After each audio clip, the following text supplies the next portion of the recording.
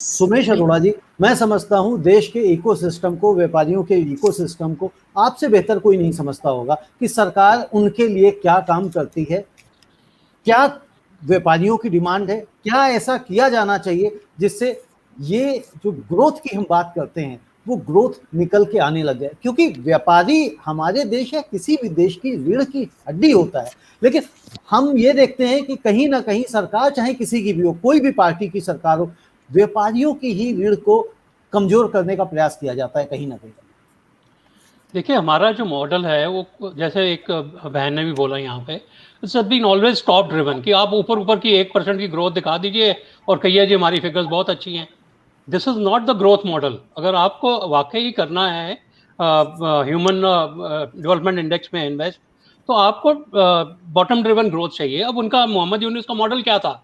उन्होंने सिर्फ ये किया कि जितने जितने ग्रामीण लोगों में थे, लेडीज को लाए, लेडीज को एंटरप्राइज बनाया, छोटा छोटा एंटरप्राइज दिया। मैं भी ग्रामीण बैंक में कभी रहा हूं तो मैं आपको बताऊंगा क्या डिफरेंस है। उन्होंने उनको छोटा छोटा एंटरप्राइज वर्क दिया। एक तरफ से वो लोन लेती थी, एक तरफ से वो डिपॉजिट करती थी। तो basically it was rural driven और रूरल एम्प्लॉयमेंट जनरेट हुई। आज की डेट में वहां पे औरतों की एम्प्लॉयमेंट हम इंडियंस की विमेन से ज्यादा है, 2% ज्यादा है।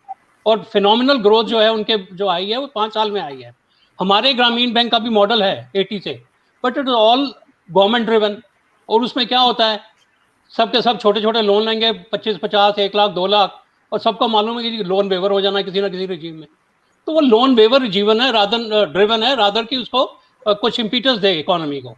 तो ये यहाँ पे हमारी भूल चूक हुई है, जो हमें समझना होगा और करना होगा। और सेकंड बात रही कि कहाँ तक बांग्लादेश या नेपाल या भूटान हमसे ऊपर बढ़ रहा है। नेपाल की भी ग्रोथ अच्छी आ रही है, श्रीलंका की भी।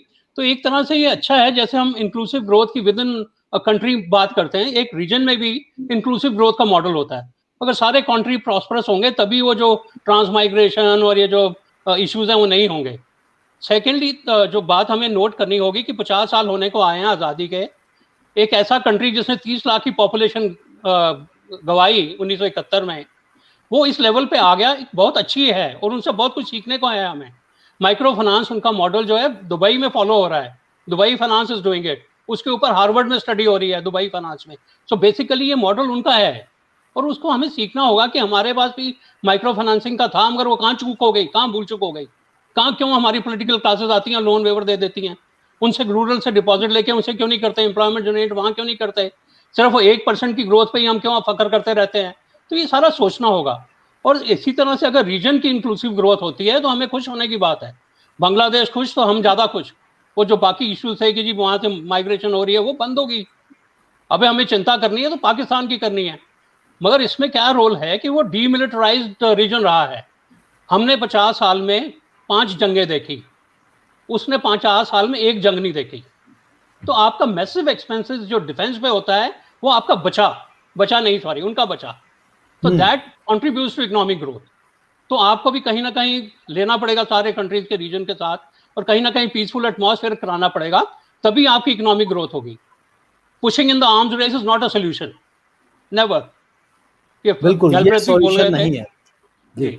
बिल्कुल।